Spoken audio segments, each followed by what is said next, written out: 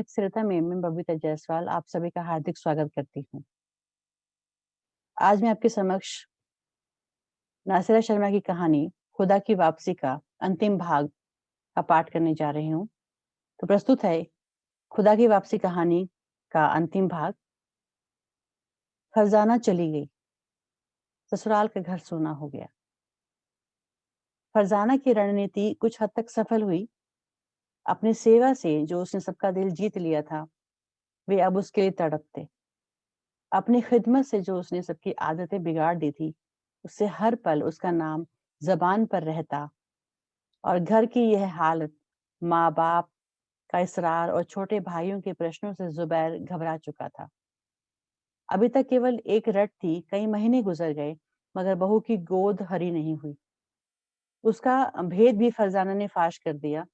अब पूछा जा रहा है कि ससुराल क्यों नहीं जा रहा है, क्यों नहीं फरजाना को विदा करवा के ला रहा है। इस बात की गांठ फरजाना ही खोल सकती है। कभी कभी वह माथा पीटता कि कानून, शिक्षा, सहूलियतें, मेडिकल इंसान की जिंदगी को आसान नहीं बल्कि पेचीदा बना रही हैं। इसी बीच कई बार छोटे बेटों के संग सास ससुर बहू को देख आए थे। कुरियत कर मामला जानना भी चाहा तो कुछ हाथ न लगा, सिवाय इस बात के कि फरजाना की माँ की तबीयत ठीक नहीं है। डॉक्टर ने पूरा आराम करने के लिए सलाह दी है। इस तरह की उलझन में एक महीना गुजर गया। जुबैर को फरजाना की तरफ से कोई संदेशा नहीं मिला। जुबैर को कभी फरजाना पर गुस्सा आता, कभी प्यार, मगर अपनी गलती समझ में नहीं आती थी। उसे महसूस होता था कि तिजोरी जिसमें जेवर भरे हों, बैंक जिसमें रुपए भरे हों, घर की सारी चाबियां माँ ने फरजाना को सौंप रखी हो, उसे 50,000 रुपए इतनी क्यों महत्वपूर्ण रकम लगती है। उससे चौगने की वह तनहा मालिक है। आखिर किस बात की कमी है। फिर भी जाते जाते सारे जेवर ही छोड़ गई है।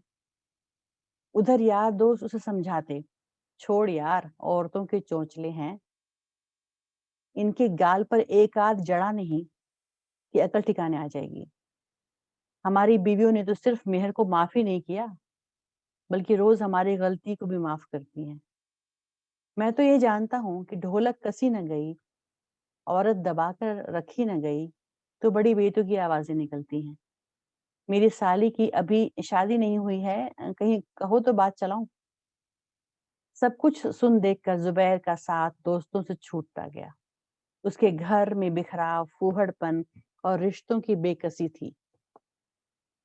यदि फरजाना ने सब कुछ सही तरीके से संभाला ना होता तो उसको ये फर्क महसूस ही नहीं होता।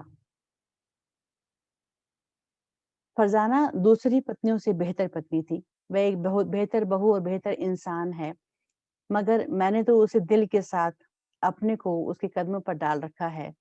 हर बात मानता, हर ख्वाहिश को पूरा करना, हर एक जरा सी बात को फिर एक जरा सी बात को बदल के बतंगड़ बना देना। शायद उसका दिमाग खराब हो गया है। अगर उसका बर्ताव ऐसा रहा तो कल मेरी चाहत में कमी आ जाएगी। मेरी बेरुखी देख उसकी अकल ठिकाने आ जाएगी।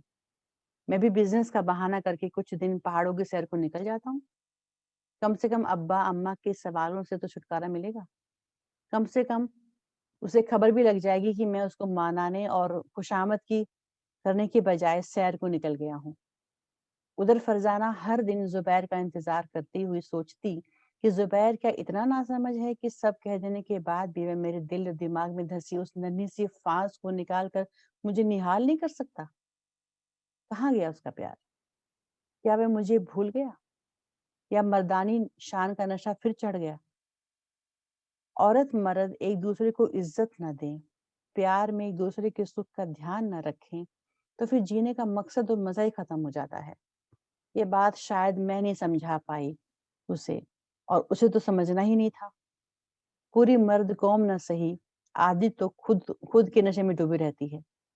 दूसरा महीना भी जब खत्म होने लगा तो फरजाना को यकीन हो चला कि उसे अब सारी जिंदगी मायके में गुजारनी पड़ेगी। और यदि वह सब कुछ समझकर जुबैर को बुलाती है तो वह आकर क्या करेगा? वह उसके साथ जाकर भी क्या करेगी? वही दिन रात का संताप सहेगी, जमानत जब्त शुदा इंसान की तरह सर झुकाए, एक झूठी मोहब्बत जीती रहेगी। इधर घर में माँ बाप को भी शक होने लगा। माँ उठते बैठते समझाती कि खुदा के बाद अगर किसी के सामने माथा टेकने की इजाजत दी गई है तो वह शौहर है, जो तुम्हारा मजाजी खुदा है। उस दुनियावी खुदा से क्या रूठना। इस तरह की बातें कर उन्होंने भी बहाने बहाने से बेटे को ससुराल जाने की हिदायत दी। तो उसने बड़ी चालाकी से तबीयत की खराबी और आराम का बहाना बना दिया। उनका ध्यान दूसरी तरफ से अपनी ओर आकर्षित कर लिया, मगर फिरोज से बचकर वे कहाँ जाती। उसने एक दोपहर बहन को बातों से घेर लिया। बात क्या है? फिरोज ने सीधे उसे घूरा। कुछ नहीं भैया, थके स्वर में फरजाना बोली। जुबैर का ट्रेनिंग पीरियड चल रहा है क्या? फिरोज की आंखें शरारत से चमकी। शायद, खिलखिला पड़ी फरजाना। हंसकर बात मत डालो, जवाब दो बहन। अम्मी अबू परेशान हैं, उधर तुम्हारे सास ससुर बेचैन हैं। भैया, वह बात मुझे जीने नहीं दे रही है। अंदर अंदर मुझे तबाह कर खोखला बना रही है। हर दम भविष्य नंगी तलवार जैसा सर पर लटकता है। जो मिला है वह भी जैसे। जुबैर को पता है तुम्हारी बेचैनी? हाँ, एक दिन खुलकर बात हुई। वह शर्मिंदा भी है और सबसे भयभीत भी है, मगर क्या? उसे मुझ तक पहुंचने का रास्ता नहीं पता। फिर उसे कौन बताएगा? उसे खुद तलाश करने दो भैया। चलते समय मैं मना कराई थी कि जब तक मैं ना बुलाऊं तुम मत आना। वह मान गया अहमक। हंस पड़ा फिरोज। उस अहमक को मैं इस सिलसिले से अकल उधार देकर समझौते वाली जिंदगी कबूल नहीं करूंगी। दिन गुजरने के साथ उसे बात समझ में आ जानी चाहिए। हल्के परिहास के स्वर में वह बोली। तुम जैसी अगर दो चार औरतें और पैदा हो जाएं तो मर्दों के दांत खट्टे कर मौलवियों के चंगुल से छुड़ा अपने शोहरों को नॉर्मल इंसान बनने में मदद करें। मगर फरजाना, होगा इसका उल्टा ही। सारा नजला तुम पर गिरेगा, इल्जाम तुम पर आएगा, वह दूसरी बहलाएगा। इसीलिए जरा धीमे चलो, हालात देखकर चोट करो। मेरा कहा मानो तो मैं बीच में पड़कर हालात में कुछ सुधार ला सकता हूँ। हरगिज नहीं भैया, मुझे मदद नहीं चाहिए। जुबैर को खुद संभलना है और मैं इतनी आगे चली आई हूँ कि वापसी मुश्किल है। फिर मैं तुम्हारे लिए क्या करूं? थोड़े दिन सब्र और इस घर में रहने की इजाजत। फरजाना का अंतिम वाक्य सुन फिरोज की आंखें भर आई। बहन के सर पर हाथ रखकर कमरे से बाहर निकल गया। उसके दिल में कई तरह के सवाल उभर रहे थे। जैसे, औरत हर रिश्ते में एक भूमिका निभाती नजर आती है। वह है मोहब्बत की। चाहे रिश्ते के रंग नाम अलग हों, मगर मर्द अपने रिश्तों में कितनी तरह की भूमिका निभाता है। जालसाजी, चालाकी, गुरूर की। ताकत के नशे में वह किसी को कुछ नहीं समझता, न बहन को, न माँ को, न पत्नी को। मगर जब बेटी का बाप बनता है तो एकाएक उसका व्यक्तित्व कैसा विनीत, बेचारा और गमगीन हो उठता है। उसे सारी दुनिया जालिम दिखती है। जब तक जिंदगी के रिश्तों को लड़की के दुख के जरिए समझता है, तब तक जिंदगी की शाम घेर आती है और वह हासिल अनुभव किसी को नहीं दे पाता। चाहे अपने कर्मों पर अंदर अंदर पछताता हो, मगर ऊपर से सारा दोष व्यवस्था और समाज के सर मढ़ता है। वाह रे मर्द जात। जुबैर घूम फिरकर जब घर लौटा तो सारी थकान उदासी में बदल गई। फरजाना का कोई खत, कोई पैगाम उसका इंतजार नहीं कर रहा था। वह टूट सा गया। माँ बाप अलग रोटी रोटी से थे। भाइयों को भी मनमोजी सवार थी। देर से आना, काम में लापरवाही, कारखाने की बदहाली देख उसे लगा उसका जहाज डूब रहा है। सब कुछ खत्म हो रहा है। कई दिनों तक वह तबाह हाल अपने से लड़ता रहा। फिर टूट कर बिखर कर जब चूर चूर हो गया तो उसके दिल में ख्याल उभरा। फरजाना ने मुझे बुलाने की बात की थी, मुझे आने को तो मना नहीं किया था ना। मगर मैं क्या सब कुछ मान गया? वहां जाऊंगा, जरूर जाऊंगा, उसका कहना नहीं मानूंगा। वहां जाऊंगा, जरूर जाऊंगा, उसका कहना नहीं मानूंगा। आखिर मेरा भी कुछ अधिकार है। मुझे उसकी जरूरत है। मैं उसके बगैर अब नहीं रह सकता हूँ। फरजाना का उदास चेहरा, इंतजार करती आंखें भाई को कचोटती रहती। जैसे दिन दिन गुजर रहे थे, फरजाना अपने पैरों के नीचे से जमीन खिसकती महसूस कर रही थी। नई नई पत्रिकाएं और उपन्यास लेकर फिरोज आता तो वह उसकी पन्ने पलट पलट कर मेज पर रख देती। बस उसकी सारी रुचि उसी केंद्र पर टिक गई थी जो उसकी सारी ऊर्जा चूस रही थी। तंग आकर फिरोज ने मौलवी अली इमाम फूफी के देवर और दिल्ली से आए उनके मित्र मौलाना वहीदुद्दीन साहब को बुलाया। फूफी और खाला भी आ गई थी। इधर उधर की बातों के बाद जाने कैसे मौलवी अली इमाम ने पूछ लिया, बेटी तब से ससुराल नहीं गई? जी जी गई थी, अकबका गई फरजाना, जैसे चोरी पकड़ी गई हो। उसकी इस घबराहट और उतरे चेहरे को मौलाना वाहिदुद्दीन साहब ने बहुत गौर से देखा।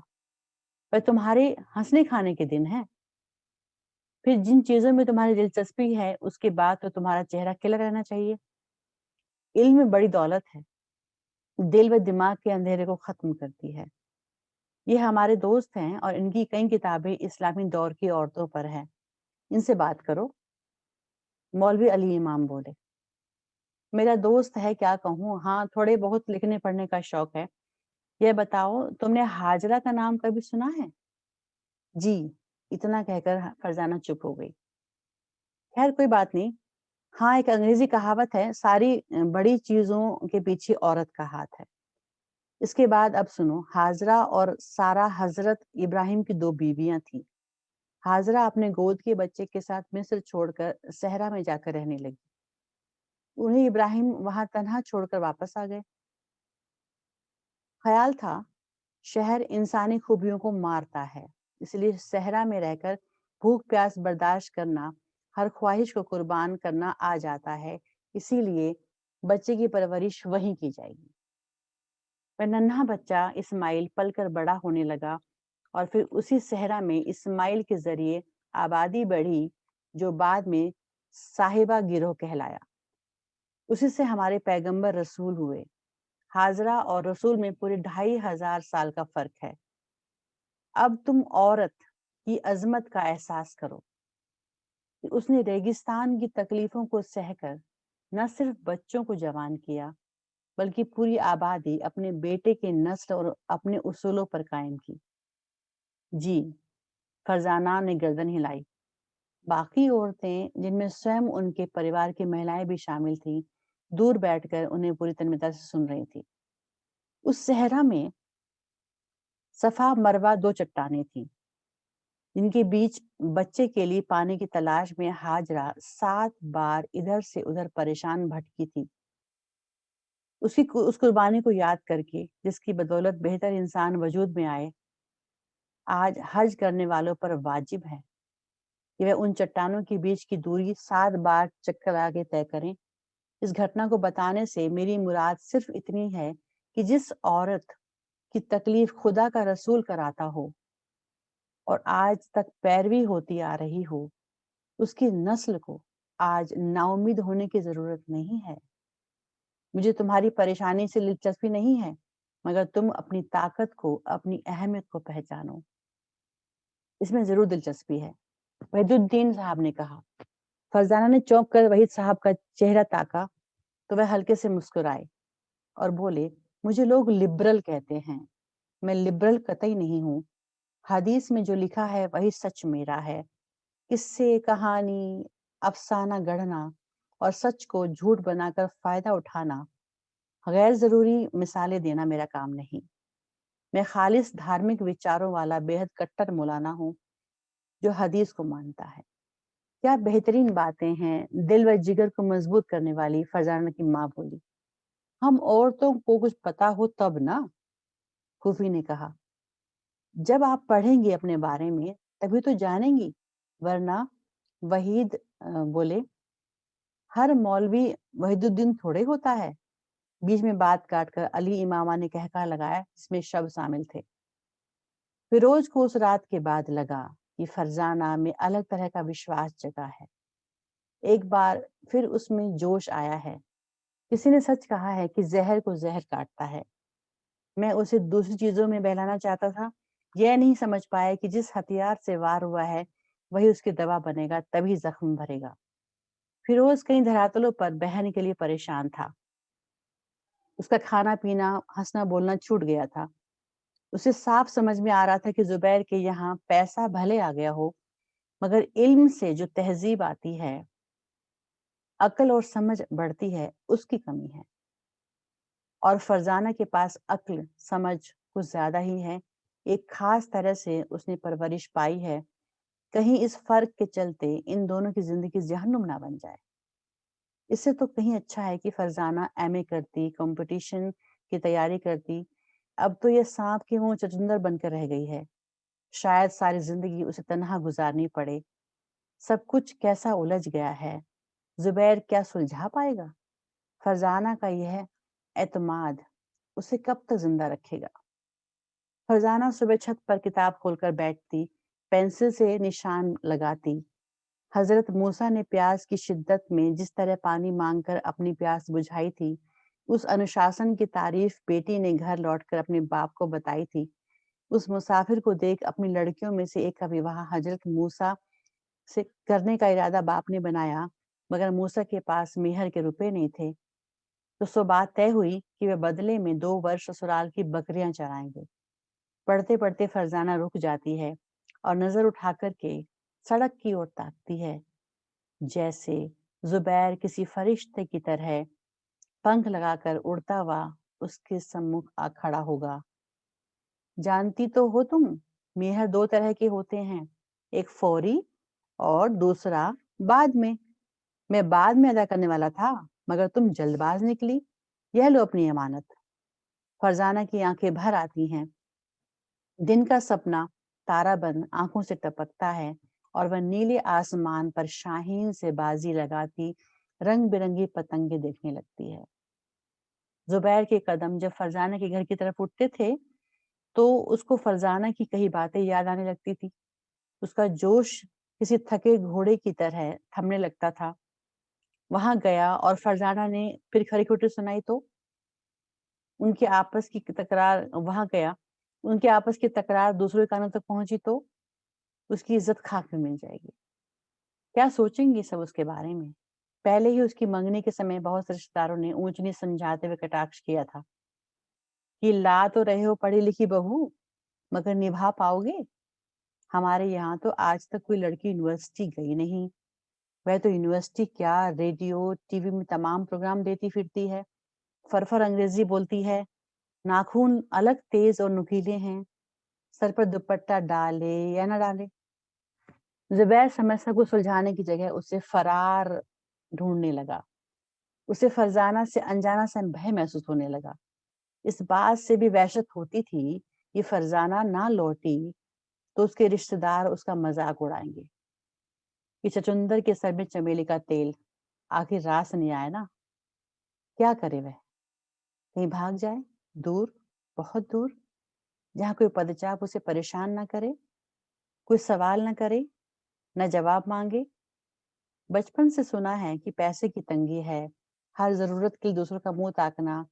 तब उसने पैसा कमाने की ठानी थी। बीच में पढ़ाई छोड़कर दुनिया का हर सामान घर में जमा किया था। उसे मिला क्या? अब किताबें चुनौती बन सामने खड़ी हैं।